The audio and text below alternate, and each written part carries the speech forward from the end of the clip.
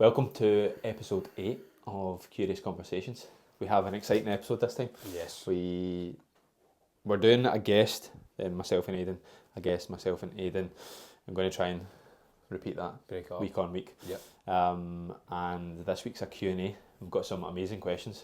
Popped up a Q&A box on Instagram, and we've got some great questions, some great people. Yes. Let's just get started straight away. Let's go for it. Let's do it.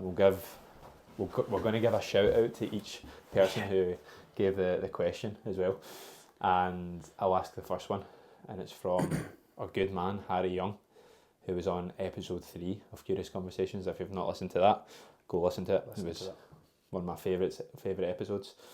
And I'm asking Aidan, what's the best advice you've ever received? The best advice I've ever received is do what you love to do. It was from my dad, and I can remember exactly when he said that to me, and it was the best advice, and it's always stuck with me. Because ever since he said it, that's when I started to think that way. I started to actually work towards it. It was actually in my kitchen in my dad's house. We were speaking a little bit about it, and I kind of basically just broke down and spoke to him about me hating the plumbing job, just absolutely hating it. And I just felt like I built up that courage to speak to him a little bit about it, and I wasn't sure how he was going to take it. He's always so supportive. Like, he is, no matter what I do, no matter what decisions I make, he is always kind of so supportive, no matter what. But I wasn't sure how he was going to take it, because it puts a lot of pressure on your mum and dad, especially at what age was I when I was talking to him? Maybe just turned 20? No. Just turned 20, I think so. Around about that age anyway. I'm not necessarily a kid, so it puts a little bit of pressure on my mum and dad. They're probably thinking, fuck, what is he going to do? How is he going to make money? Am I going to need to provide for him? And my family aren't extremely wealthy, so that's not really a huge option for us to do that in the first place. But so that's why I was unsure of what he was going to say to me. But he didn't surprise me, but I was just so happy with the whole conversation that we had, and he was just basically just sat me down and said, just do what you love. That is the best thing you can have in life, is having a job or doing the things that you love daily.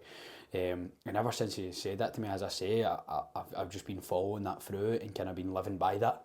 And that's why I'm here today. That's why I'm in Sin. That's why I'm a personal trainer, because he installed that into me when I felt like it was the right idea, like I was playing it around in my head. Yeah. But he clarified it for me. He set that in stone, and then that's what made me push on, have the courage to take the leap into something that was quite unknown for me. And then I just ran with it. So that's probably the best advice I've ever had. What about you? What's the best advice you've ever had?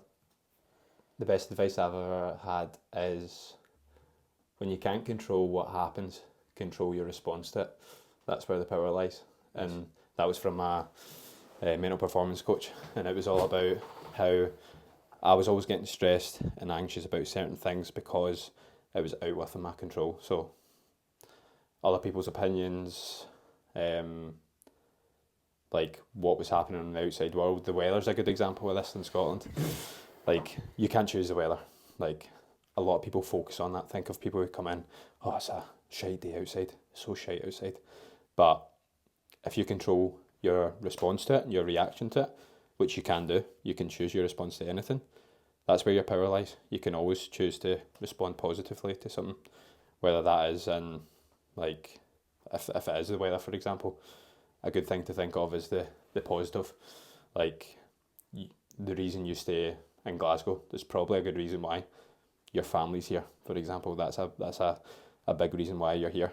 But the weather's there. You can't complain about the weather if something positive is on the other side of it. Exactly. I think it goes to another quote that I always think about. It's nothing is good nor bad, but it's thinking that makes it so. Yeah. It's your perception on things.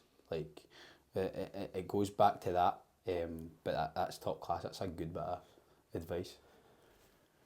You want to delve a little bit deeper into? Do you want to ask it a little bit from me from that question?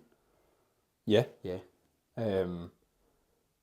What the first one? The one that have you got anything? I think I shot into that without not letting you speak about my side of things Mate, I think you covered it perfectly. Right?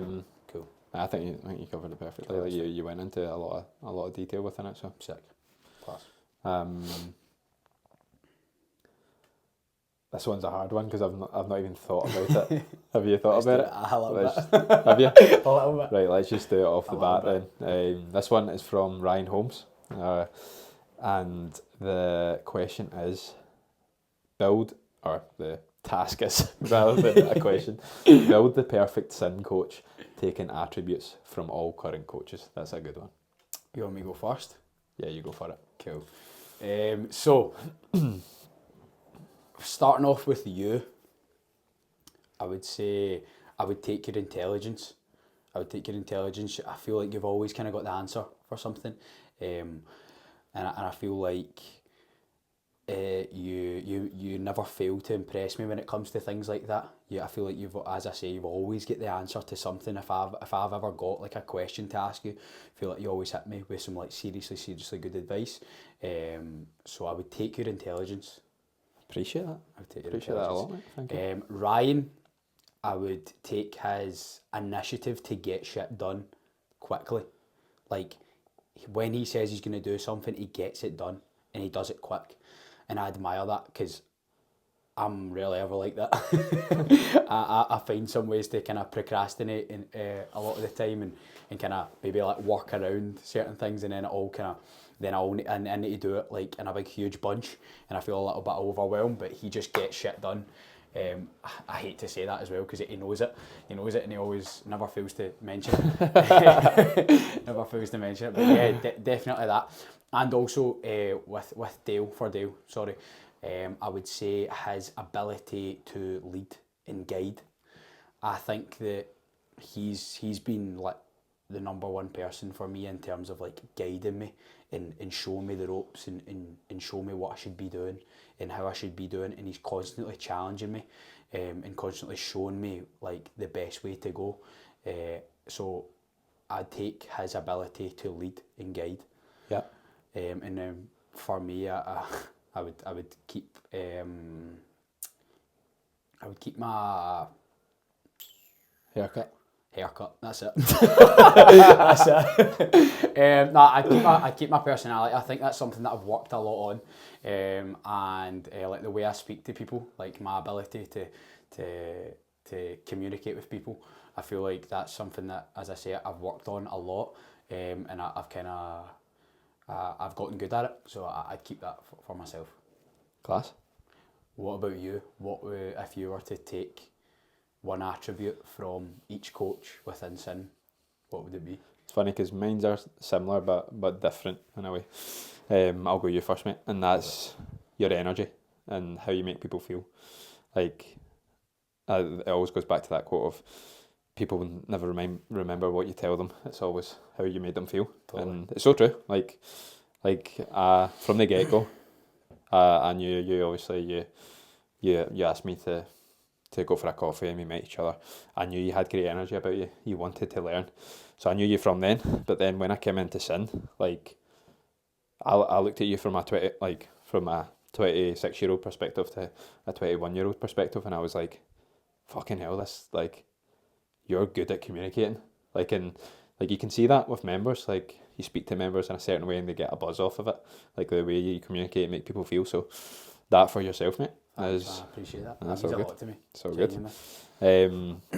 Ryan is communication. I said that on the podcast with him last week because that's something I really look up to Ryan with, is the way he communicates. He communicates so well and like very to the point, but like not in a what's that word?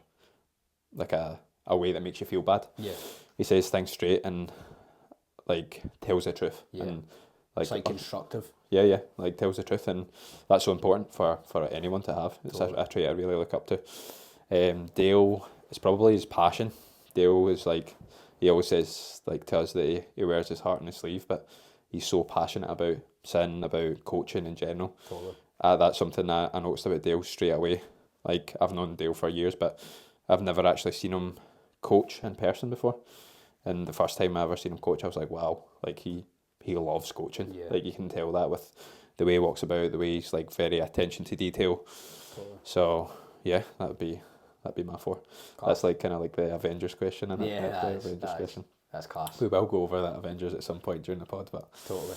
we'll keep that for another day. You want to ask this one? Yeah. So, what is your biggest achievement to date? This is from Jacob Knoud. Sorry, Jacob, if I've pronounced your second name wrong. But yeah, what's the biggest achievement to date for you? My biggest achievement to date is probably making the jump from a teacher to a full-time coach. That was a huge risk in my life. I'd been to uni for 4 years. I was a teacher for 3 years after that, and like put 7 years of effort into something. And well, I say effort. Like my first 3 years of uni were certainly not effort. It was zero effort. Mate. Zero effort. However, like it's a stable job. It's a great job to have. But I knew there was something inside me that knew I didn't want to do that long term. Like I listened to like my inner self, and I didn't listen to the outer environment. Mm-hmm. And you know, it's so funny. Like I always think back to whenever I told people I was leaving teaching, especially teachers, they were always like, "You are crazy. Like you are mental to leave this to go out and be a PT, to go out and be a coach." And like, I got that all the time. Yeah, I got that all the time when I was speaking to people through that transition from like when I was in that kind of grey area of like not actually become like you're not a PT yet, but you're telling everybody you're going to be. Everybody's like, what? You're leaving like a secure job to go into a job that isn't necessarily secure. Yeah. Like people look at you like you're fucking stupid, you know. Yeah, and the reason I done it is because I wasn't short term thinking, I was long term thinking. Like I'd already obviously started coaching on the side and was starting to love it, and I could see progressions in it. And if you're passionate and you love anything, like love something, you're going to go far in it. Totally. Like I liked teaching as a job. It was a great job, great holidays. Like it was a great job, but I couldn't see myself in it for longer than 5 years. A lot of people think short term, right? This is going to give me a wage so that I can pay for my mortgage, so that I can pay this, which I do understand. Like that's an important thing. Security is an important thing for people. However, like taking big risks usually comes with big wins, and yeah, it was a huge win for me. Totally. You can never fail if you don't stop trying. Love that. Rounded it out perfectly in one sentence. What wisdom you have. What's your biggest achievement to date? My biggest achievement to date is probably I've got a couple. Obviously, me transitioning from the plumbing to PT is a big achievement, and I do hold that to a high regard. Another one I would say is coming in here, like being a part of this place is, I'd probably say it's my biggest achievement because of the people that I'm surrounded by. Like at this early on in my career. If you think about it, like a 21-year-old mixing it with the best in the fitness industry in Scotland. I believe that's true. I believe that you're one of the best in Scotland for what we do, and I also believe them two are like the best at what they do. And I look up to you guys before I even started personal training. Like before I even got it started, I looked up to you guys. So that's my biggest achievement, getting involved with this and having this as my own, like this being my home. So I'm super proud of that. Also, doing a 109 kilometre ultra marathon run is something that's pretty cool, that I hold in a pretty high regard. I feel like that was like not like a blur in my life, but like it was just over and done with before I even knew it. and actually don't take time to think about that as much. Like the 109 kilometres is insane. So I'd probably say that's like, in terms of like out with my job, definitely that's one of my biggest achievements. Yeah, For sure. no wonder.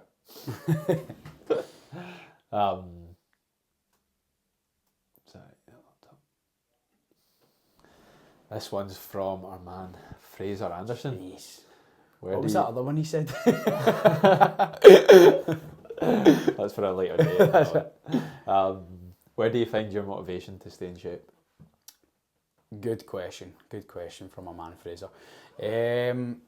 I think there's a few things. For me, when I think about my motivation to stay in shape, is, yeah, it is physical. Like, it is physical. I want to look good. But also it's a huge mental side. Like, there's a huge mental side to it. Like, I feel like when I'm moving my body and doing some sort of workout, or it just doesn't even need to be a workout, like just move my body in terms of like going for a walk, things like that, I just feel better. I feel so much better. I feel more confident. I feel less anxious. And I just think fitness is freedom.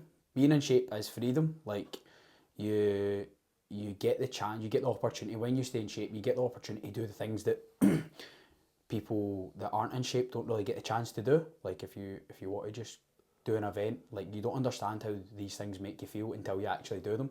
So I'd say that for me, it's definitely the mental side, because when I work out, I just feel better in all aspects.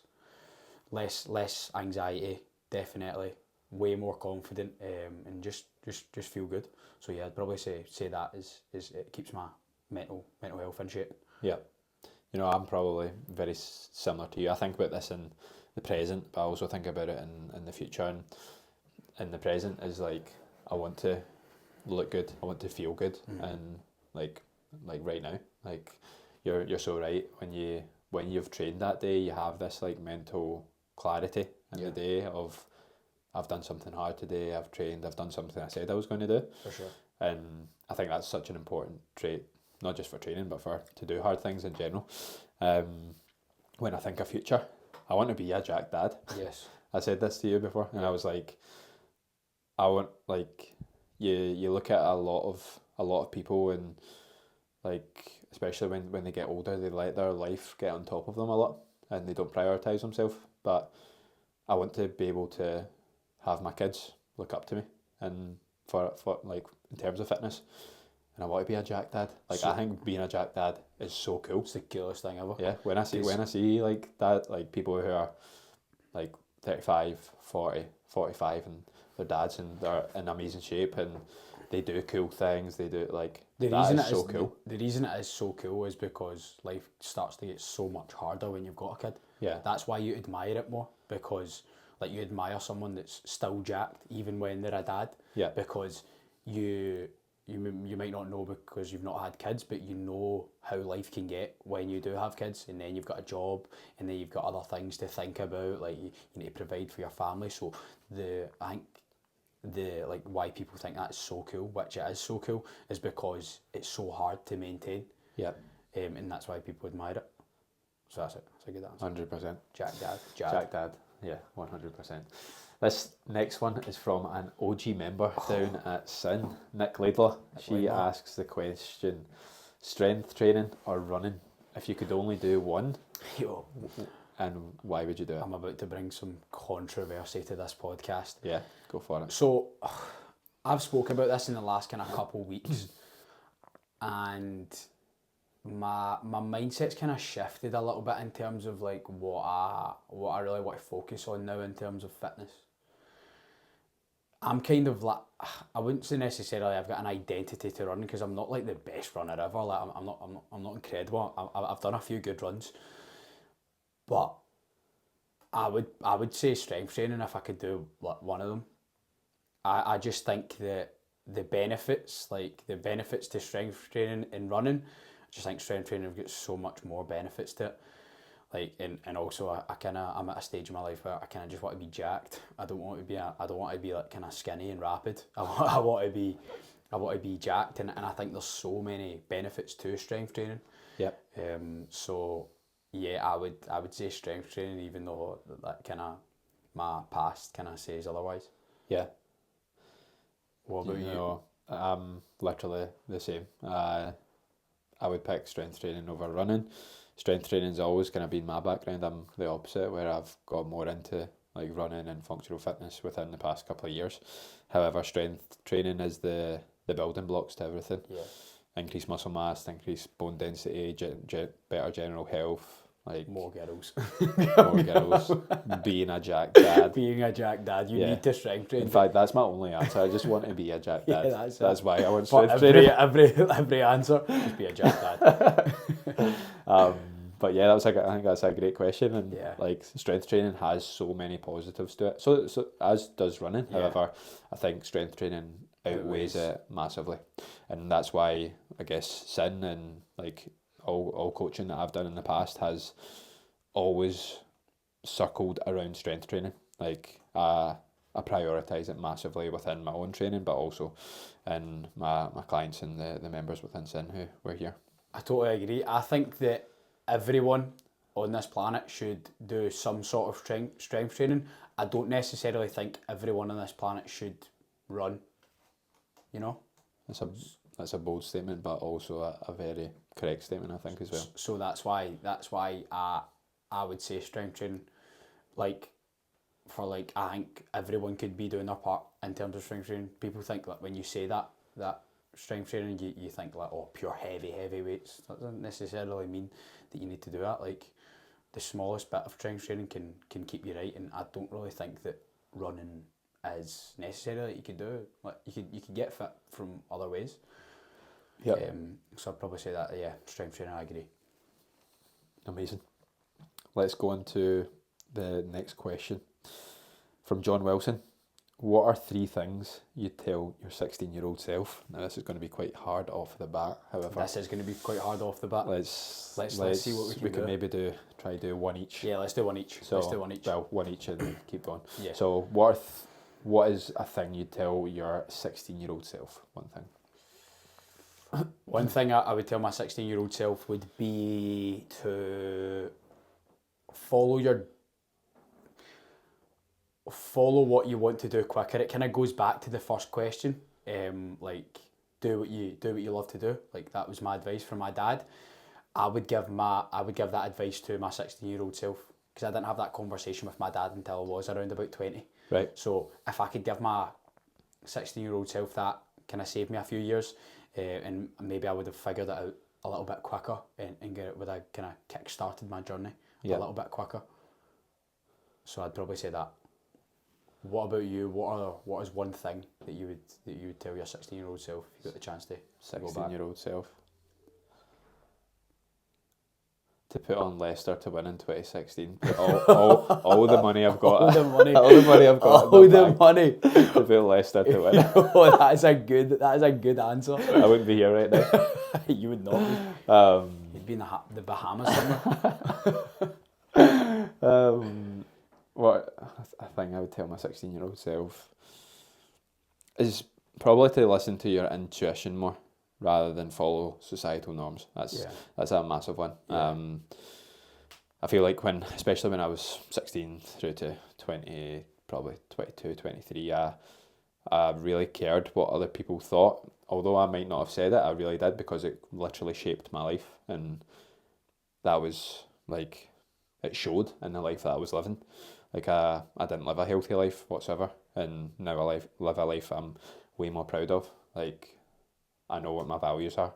My whole life kind of revolves around my values as well. So it would be to listen to my intuition, my inner self, and block out the noise of the rest of the world.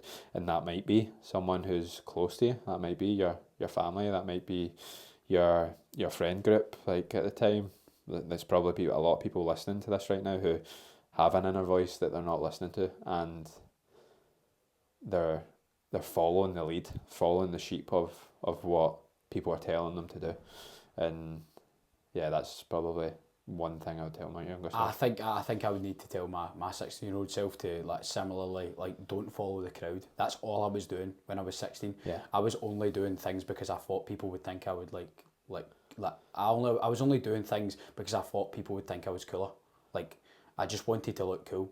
Yeah. And like I might not necessarily like, enjoyed it, but I was trying to convince myself that I enjoyed it because I seen other people doing it, and I thought it seemed cool and things like that. So I'd probably say similar for my next one, like just be you, and don't like kind of try and be other people. I feel like a lot of like 16-year-old me was trying to do that, and I'm only learning now. Like I'm hugely influenced by the people around me. Like I become the people around me. Like we were even speaking about it last week. Like you told me that you're waking up like 15 minutes earlier, bro. I said that to you. I was like, yo, I'm waking up at 4:45 now. Like I'm doing that. And you're like, bro, you want to be me? And I was like, yeah, bro. It seems that way. It seems that way. But that's what it is. I'm hugely influenced in the people around me, and I think that everyone is to an extent. But I definitely noticed that a lot in myself. So I'd probably say that just kind of try and be yourself and do what you want to do and what benefits you. Yeah. Another one for me, 16-year-old self, that... What was your mindset like at 16? 16? I'm trying to think what age that was. Is it like 5th year? That's like... Yeah, probably from a confidence perspective. I had no confidence when I was that age. I was very quiet, very to myself, and well, like around a group of people, like to my pals. I wasn't the case if it was someone I was comfortable around. However, I think that true confidence stems from being yourself and knowing yourself more. So yeah, it would be to be more me as well, like, to a certain extent, but yourself. It would be more like in terms of confidence. Like I've learned that over the past 10 years that confidence does really stem from being you, backing up what you said you were going to do and following your own lead. So that definitely be one, is to be you, and to that's how you be confident. Because when you're younger, you're like you look at other people and you're like, how are they so confident and I'm not? And that's probably a big part. I do that regularly, like in terms of like seeing people and not knowing their journey, but I'm like thinking to myself, how have they got that and I've not got that, and I've got no clue how their journey's been, like what they've needed to do to get to where they are just now. So I totally agree as well. I think that it's weird for me because I really started doing all these like adult things when I was like really young. So when I was 16, probably one of the things I would tell my 16-year-old self is to stop getting into like trouble, stop like doing silly shit, like fucking staying out all night, drinking, doing all that terrible stuff that a 16-year-old should not be exposed to. Yeah. I would probably say that, messing around with girls, things like that. It just wasn't. It wasn't a great way to be as a 16-year-old, but I just was like that, and I think that's kind of maybe the reason why I'm like that, why I'm like this today. Sorry. And I was speaking to a couple members about this yesterday actually, and I think that's why people do kind of think that I'm a little bit older than I am, because I've maybe lived a life a little bit I've lived a life a little bit too soon. So, but I would never change it. If I'm honest, because I think that I love the way I am just now. But I would probably say to my 16-year-old self, cut down on the drinking a little bit. You know, it's a really hard one because the life that you led at 16-year-old has brought you to where you are right now. Like, see, when you think about it like that. Yeah, I'm thinking, oh, I would tell myself this, but then I'm thinking, if I was to tell myself that when I was 16, then I probably would be a little bit different just now. Yeah. You know, so it is a difficult question. Yeah, like all paths lead to where you're at. All your life experiences have built you into what you are just now. So if you were to change them ever so slightly, you'd probably be in a completely different direction. Yeah, it's a whole butterfly effect, and I think that like when I was like, I've spoke about it before, like 21, 22, and I went through that phase where like I almost did hit rock bottom to a certain extent. Like I think you bounce back up from that, Yeah, sure. and you want to improve yourself so much more, and I think that's what led me into more self-improvement, listening to podcasts now. We're on our own podcast, leading that. Do you think there's always a rebound effect with stuff like that? Do you always think that you need to hit that rock bottom to bounce up to the top? This is this is something I spoke about in the past. And one of the mentorship days that I went on, I had a conversation with a guy for like probably about 45 minutes. A guy, Daniel Dargan, who does really well with coaching, and he was the exact same. Where he went to uni and he went through a really dark patch at one point, and like he said that one day was almost like a turnaround moment for him. He said he just felt like he hit rock bottom from there on out, and then from there he just started thinking about that older him, and that he was like, I'm never going back to that. So it's like the cat and the mouse story. Like you're the person in the middle, and the cat is chasing you, and that is your like that's your past self, and you're trying to also chase the mouse. So you're trying to look for your future self. So that person's running, that cat's running from behind you, and you're running towards that. You're always chasing.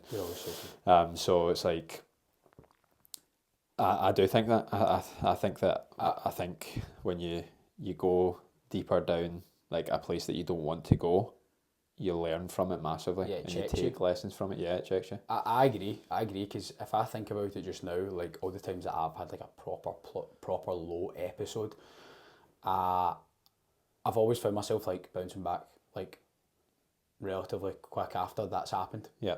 Because I'm like, I do not want to feel like that again. So I think there's definitely some truth into that. Like you kind of need that low to hit the high as well. Yeah. So I would agree on that. Amazing. And that is our final question, but I'm going to ask another question. Go for it, mate. Let's do it. This will be getting like put out. The podcast will be getting put out on Monday. We'll have done Hyrox by then. On myself and Aidan are on Sunday. Let's chat a little bit about that. How are you feeling for Hyrox? Of course, you are on tomorrow. We're filming this on Thursday. Aidan and Fraser on Friday, and then myself and Aidan are doing it on the Sunday. How are you feeling? What's your thoughts around it? I'm feeling good, bro. Feeling good. I'm excited. Obviously, this is my first doubles. So first doubles on Friday, and then obviously we're on the Sunday. Yeah. I'm excited to see what I've got. I'm excited. As you know, we spoke a little bit about kind of the whole situation throughout this prep. I've had some days / weeks that I've not been bang on, if I'm being honest, and that's always something that's gonna play a part. I think I feel like it plays in my head a little bit, but I feel good, mate. I feel good. I feel happy. I just want to be able to smile on the course. I want to smile at the people that are there to support me. I don't want to approach this whole thing with a kind of grit, like bite down on my gum shield, angry, aggressive. Yeah, I think you need some of that when you're kind of hurting, but I think that I just want to be happy on the course. I want to be proud of what I can put down and just kind of take it all in, because I've had Hyrox events that I've maybe not approached it in that sense, and kind of I've left with a sour taste in my mouth. Yeah. And I don't want that to be the case this weekend, and it won't be the case this weekend because I say what goes at the end of the day in my head, and until you start actually realising that you get to say, then you always kind of be kind of the slave to your mental side of things. So I'm looking forward to it, mate. I can't wait to get out there with you, mate. Honestly, it's going to be so good. From you joining the team, I think it was like you just joined the team, and I was saying that like, we need to get this Hyrox in, we need to go on this holiday, we need to get this kind of fitness in.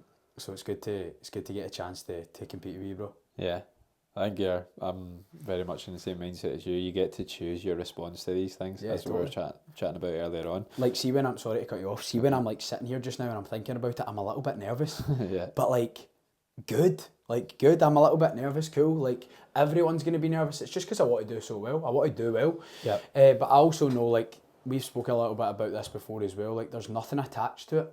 If, like, we're not kind of setting out for a time. Yeah, we spoke a little bit about what would be great.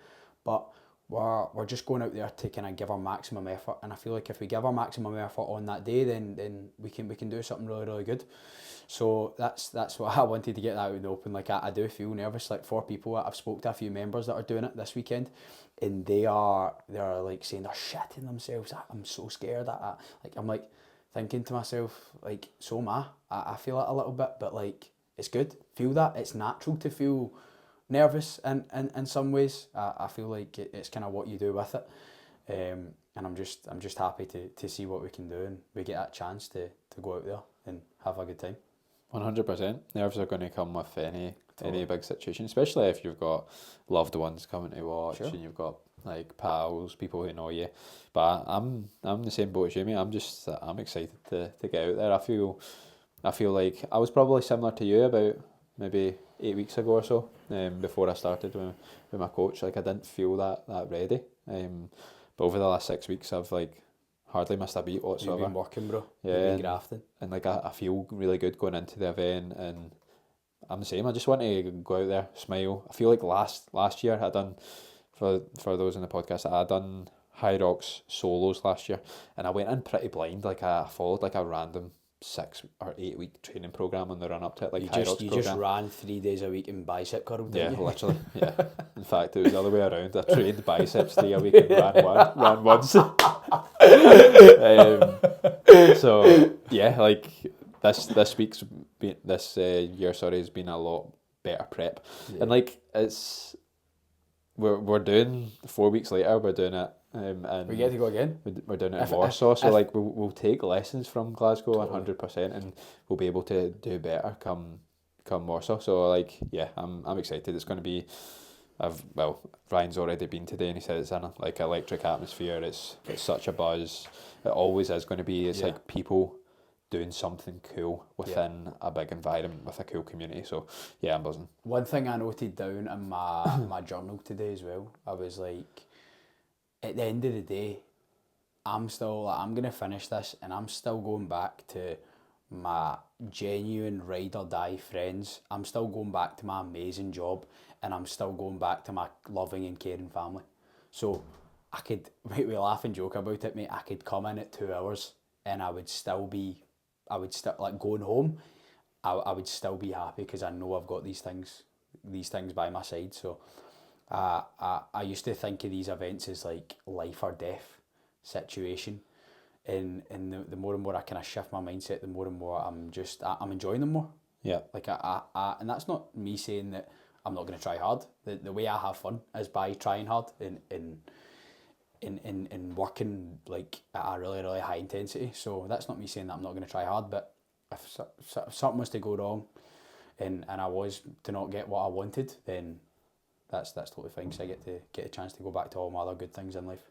That's powerful to take that away from. Like you can really apply that to anything in life as well, Totally. mate. Like, it's with everything. Yeah. Like for example, you are going for a job that you don't like, and you're going for an interview and you don't get it. Cool. That's fine, because you get a chance to still go back to your family. You've still got a roof over your head. You're still getting a meal every night. Things like that. Like the more and more you start to appreciate these little things, the less kind of uptight life starts to feel. Yeah. So I'd probably say that. It's a good takeaway. Yeah, get on your gratitude journals. Yes. Like that's a big thing. It's like, oh yeah, you're writing out 3 things every morning and that's all it is, but it settles in. You start to understand and be grateful for things that you like, small things. It's like, bro, it's first world country problems, bro. I get to be scared to do a Hyrox event. I get to do that. You paid for that. I paid for the ticket, and it was mad expensive. so I better enjoy this. And if I don't enjoy it, then I'm asking for a refund. But nah, yeah, that's my kind of thoughts on this weekend. Amazing. Hopefully all goes well. This will be out Monday, so we'll have already done it. So you'll have already heard what's happened. just want to again reiterate a big thank you to everyone who's listening just now. Like, we've had a lot of shares, we've had a lot of new listeners as well, like messaging us, like certain things. We've had some great guests on, and we'd love to get some,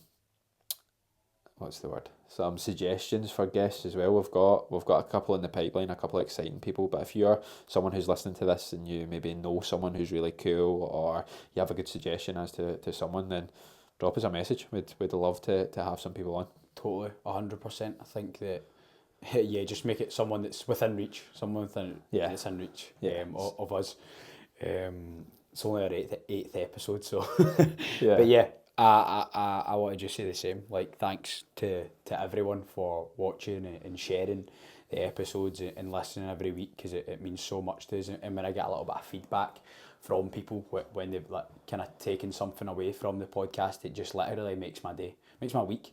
So yeah, just a huge thanks, and yeah, Appreciate you guys. See you all next week. see you all next week. Let's go.